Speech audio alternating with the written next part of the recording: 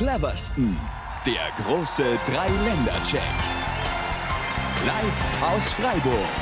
Welche Nation ist die cleverste?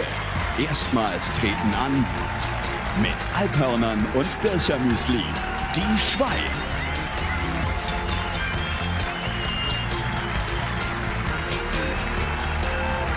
Das Land der Dichter und Denker.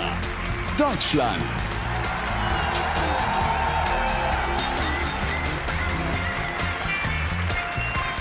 Und mit viel Charme und Schlagobers Österreich.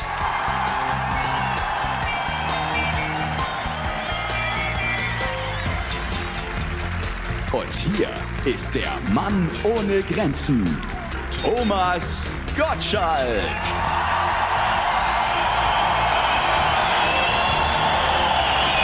Guten Abend.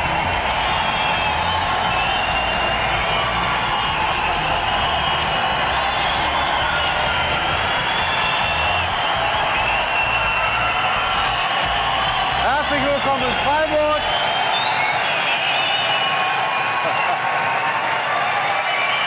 Ich hoffe, das bleibt den ganzen Abend so. Noch sind sich alle einig, aber das wird sich hoffentlich schnell ändern. Ich bin es ja gewohnt, internationales Publikum vor dem Bildschirm zu haben, aber dass ich heute mal in alle Richtungen wirklich auch Besucher aus diesen Ländern begrüßen darf, ist neu für mich. Also guten Abend, Schweiz.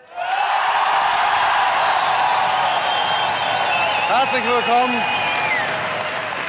Also, werden wir mal sehen, was die Österreicher auf dem Kasteli haben. Ja? Ihr seht, ich habe ein bisschen geübt. Schön, dass ihr da seid.